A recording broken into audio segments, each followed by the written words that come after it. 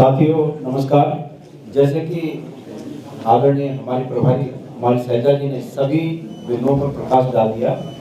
आज की बैठक में ये दो मुख्य बातें थी और पहली बात तो मनरेगा से संबंधित है कि किस प्रकार से ग्रामीण भारत की तस्वीर को उज्जवल बनाने के लिए अतीत में कांग्रेस की सरकार ने मनरेगा की जो योजना लाकर ग्रामीण भारत की उम्मीदों को पूरा किया और किस प्रकार से उन उम्मीदों पर आज मोदी सरकार तुषारपात कर रही है। हमारे प्रदेश का एक ज्वलंत मुद्दा इस समय अंकिता भंडारी और जैसे कि करण नायरा जी और हमारी प्रभारी जी ने कहा कि कितनी अंकिताएं इस प्रदेश में हजारों की तादाद में पिछले 8 सालों में बालिकाएं गुमशुदा हो गई और निश्चित रूप में इस ओर इशारा जाता है कि प्रदेश की सरकार महिला सुरक्षा के प्रति गंभीर न होकर निश्चित रूप में इसका खामियाजा हमारी बेटियों को भुगतना पड़ रहा है।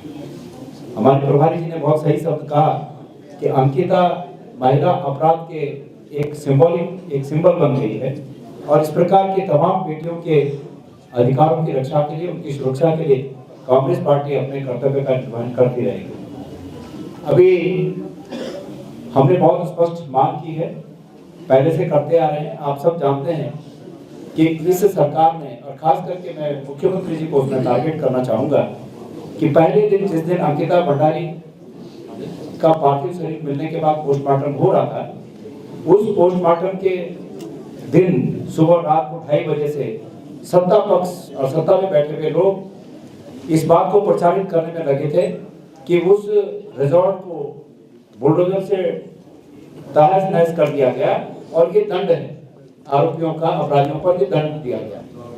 लेकिन जब हम लोग वहां गए, कांग्रेस पार्टी वहां गई, मीडिया वहां गए, वहां का स्थानीय मीडिया वहां था, तो तब पता चला कि तब हमने कहा कि ये तो सबूत नष्ट करने का एक साजिश है। अगर आरोपियों की संपत्ति को नुकसान पहुंचाना मकसद था तो आरोपियों की संपत्ति वहां से 20 किलोमीटर की दूरी पर हरिद्वार में उनकी कोठी है, वो गिरानी चाहिए थी। लेकिन चूंकि वो एविडेंस स्थल था, घटना स्थल था, वहां एविडेंस थे, उन एविडेंसों को जानबूझकर नष्ट कराया गया। मुख्यमंत्री जी इस जवाबदेही से नहीं बच सकते कि ये उनकी मर्जी के बिना हुआ। क्यों कि मुख्यमंत्री जी ने इसको स्वयं प्रचारित किया कि हमने वो प्रॉपर्टी ध्वस्त की।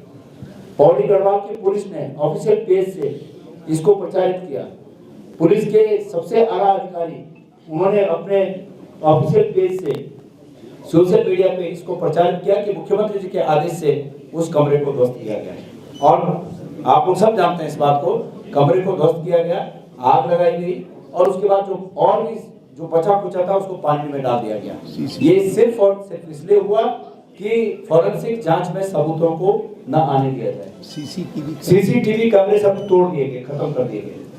तो हमारा प्रश्न ये है कि अंकिता भंडारी ने मरने से पहले ही बात जग जाहिर की कि एक वीआईपी के लिए उसको दबाव बनाया जा रहा है, उसकी जान को खतरा है। तो निश्चित रूप में उसकी जान उस वीआईपी के लिए दी गई। सरकार को ये बताना चाहिए कि वो वीआईपी कौन है। दूसरी बात, जो लोग सत्ता में बैठे हैं, सत्ता में बैठे हुए लोगों ने ही वो सबूत नष्ट किए। तो इसलिए हम न्यायिक जांच, न्यायिक देखरेख में सीबीआई की जांच की मांग कर रहे हैं ताकि सत्ता में बैठे हुए लोग अगर न्यायिक देखरेख में जांच नहीं होगी तो अभी भी प्रभावित करेंगे। जिस प्रकार से एसआईटी का गठन हुआ और एसआईटी को ये दो जवाबदेही दी गई कि एक तो सबूतों के साथ छेड़छाड़ न हो, सबूतों को सुरक्षित किया जाए और दूसरा दोषियों को चिन्हित करके दंड दिया जाए। और ठीक एसआईटी ने इसके विपरीत दोनों काम किए, सबूतों को नष्ट किया और दोषियों को सजा न मिल सकी, ये पूरी कोशिशें की। तो इसलिए एसआईटी पर कोई किसी भी जांच पर तब तक भरोसा नहीं है जब तक कि सुप्रीम कोर्ट के वर्तमान न्यायाधीश की अध्यक्षता में, उनकी देखरेख में ये जांच आगे न बढ़े। इसलिए हम इस पर अपनी बात पर खड़े हैं। मुझे ये पता चला है कि अंकिता के माता पिता को मुख्यमंत्री जी ने कहा कि वो जो कहेंगे वो हो जाएगा। तो क्या मुख्यमंत्री जी इतने 3 साल से ये नहीं जान रहे कि वो क्या कर रहे थे? लेकिन ठीक है, अगर मुख्यमंत्री जी किसी तरह अपनी खाल बचाने का प्रयास कर रहे हैं तो वो अंकिता भंडारी जी के माता पिता के कहने पर ही इस काम को कर दें, हम उसमें भी खुश हैं। और उन्होंने चिट्ठी दे दी है। और उन्होंने कल चिट्ठी दी, वो चिट्ठी हम तक आई है, हमारे प्रभारी जी तक भी वो चिट्ठी अभी पहुंचाई गई है हमारे लोगों के द्वारा। तो वो चिट्ठी उन्होंने दे दी है मुख्यमंत्री जी को, और मैं उम्मीद करता हूं कि मुख्यमंत्री जी तत्काल करें। लेकिन कांग्रेस पार्टी की शर्त है, ये पूरा काम टाइम बाउंडेड होना चाहिए। हम चाहते हैं कि अगले 1 महीने में वो तथाकथित वीआईपी कौन है उसका नाम उजागर हो, उसके खिलाफ एफआईआर दर्ज हो, सबूत नष्ट करने में कौन कौन अधिकारी सहायक हैं उनके खिलाफ एफआईआर दर्ज हो, सबूत नष्ट करने में कौन कौन राजनीतिक सहयोगी हैं उनके खिलाफ एफआईआर दर्ज हो, और सबका इन्वेस्टिगेशन सीबीआई जो सिस्टम बनेगा कि भाई न्यायिक देखरेख में सीबीआई जांच करेगी, वो सिस्टम सबके खिलाफ जांच करे और दोषियों को सजा दे। और किसी के क्वेश्चन होंगे तो क्वेश्चन आप देखिए अध्यक्ष जी, 11 तारीख को जो आप कार्यक्रम कर रहे हैं, तो 11 को तो उत्तराखंड बंद का ऐलान भी कर रखा है। देखिए हमें हमारे केंद्रीय नेतृत्व ने ये छूट दे रखी है कि अगर कोई लोकल कार्यक्रम हमारा अंकिता भंडारी से सिर्फ संबंधित कोई कार्यक्रम अगर उस दिन हो तो हम इसको एक दिन आगे पीछे कर सकते हैं। तो हम अभी अपने और सहयोगी जो भी हमारे साथ हैं उनसे बातचीत करने के बाद इसको अंतिम रूप में 11 वाला प्रोग्राम को आपसे शेयर कर लेंगे कि हम उसमें क्या कर रहे हैं। अध्यक्ष जी, पुष्कर सिंह धामी ने आज बोला है कि कांग्रेस जो है भ्रम फैला रही है, जिससे पिछले 15 दिनों से जो है प्रदेश में योजना इससे डिस्टर्ब हो रही है और विकास कार्य में बाधा आ रही है। देखिए हम तो एक बेटी को उत्तराखंड की एक बेटी को न्याय दिलाने के लिए लगे हुए हैं। मुख्यमंत्री जी इससे नावाकिफ हैं कि पहाड़ों में क्या नारे लग रहे हैं। पहाड़ों में नारे लग रहे हैं कि पहाड़ की बेटी करे पुकार, पहाड़ की नारी करे पुकार, आज कहां गया वो चौकीदार, ये नारे लग रहे हैं। तो मुख्यमंत्री जी तो 3.5 साल से बरकरा रहे हैं लोगों को। अब आप बताइए कि मुख्यमंत्री जी के परिवार का कोई अगर प्रभावित होता इस तरह तो क्या मुख्यमंत्री जी इस तरह के बहाने करते? लेकिन दुर्भाग्य से वो गरीब परिवार की बेटी थी, तो उसके साथ क्या खड़ा नहीं होना चाहिए? हम उसके साथ खड़े हैं। मुख्यमंत्री जी 50 बोले हमें, और भारतीय जनता पार्टी 50 डर दिखाए हमें केस करने के। हम डरने वाले नहीं, हम रुकने वाले नहीं, जब तक कि अंकिता भंडारी को न्याय नहीं मिला और उसके दोषियों को सजा नहीं।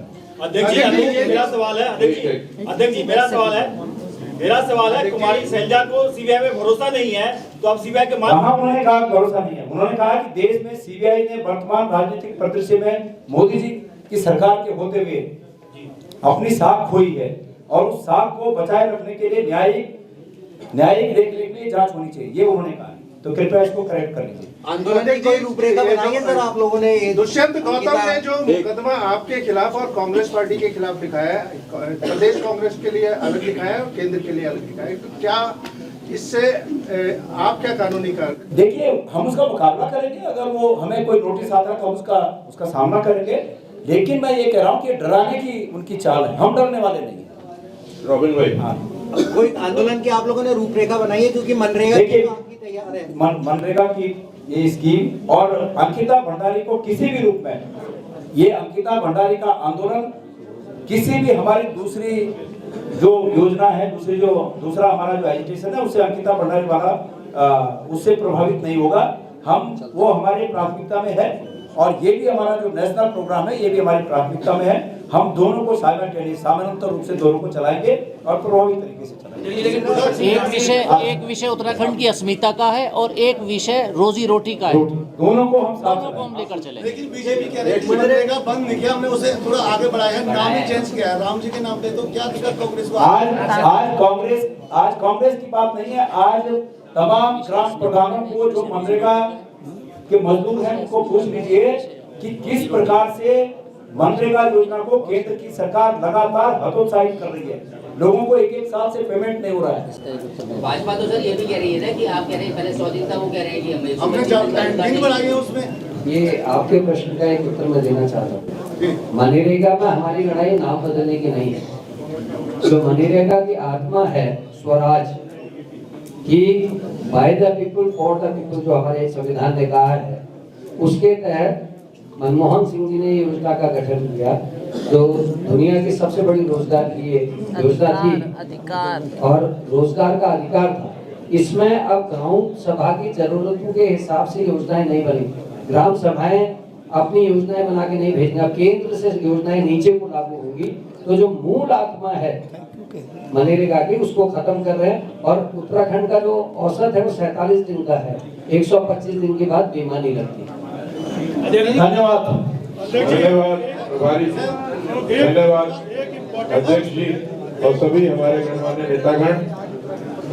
एक इम्पोर्टेंट प्रश्न है, हरीश रावत जी और आपको मुस्लिम तरीके से पेश किया जा रहा है। मैंने कहा है और मैंने